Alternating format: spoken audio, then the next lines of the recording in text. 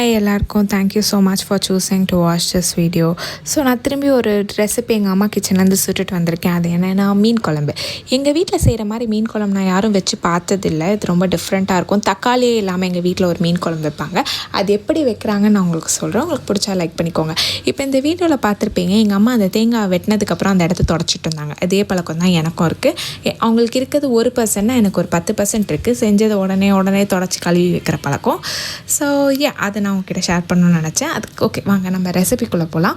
First ஒரு 6 piece தேங்காவை நல்லா பேஸ்ட்டாக அரைச்சிக்கணும். அப்புறம் உங்கள் கை நிறைய சின்ன வெங்காயத்தை எடுத்து அதை குறைப்பாக அரைச்சிக்கணும்.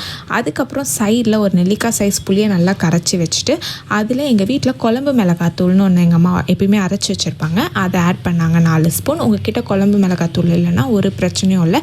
உங்ககிட்ட இருக்க நார்மல் மிளகாத்தூள் உங்கள் காரத்துக்கேற்ப ஆட் பண்ணிவிட்டு அதில் ஒரு 2 ஸ்பூன் மல்லித்தூள், அப்புறம் ஒரே ஒரு டேபிள் ஸ்பூன் மஞ்சத்தூள் ஆட் பண்ணி அதை நல்லா ப்ளம்ஸ் இல்லாமல் கரைச்சிக்கோங்க.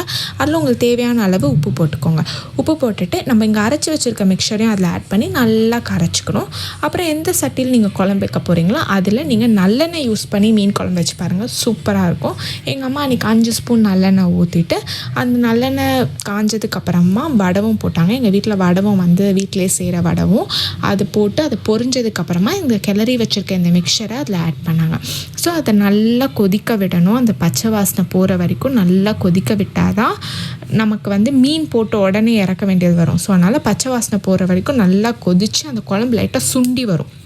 அப்புறமா நீங்கள் மீன் ஆட் பண்ணிக்கலாம். நீங்கள் எந்த மீன் வேணால் ஆட் பண்ணலாம். மீன் போட்டதுக்கப்புறம் அடிக்கடி கிளறணுன்னா மீன் உடையிறதுக்கு நிறைய சான்சஸ் இருக்குது. ஸோ கிளறாமல் ஒரு 2 கொதி வரைக்கும் வெயிட் பண்ணி லாஸ்ட்டாக ஒரு வாட்டி கிளறி பார்த்துக்கலாம்.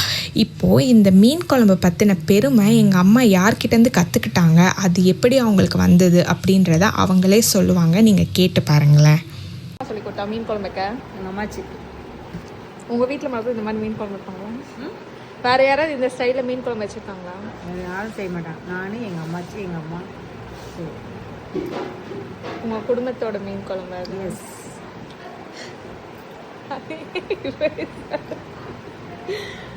ஆமாம்.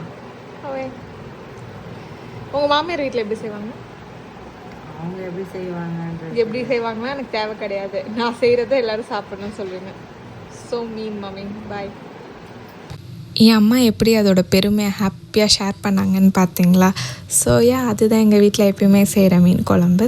தேங்க்யூ ஸோ மச் ஃபார் வாட்சிங்.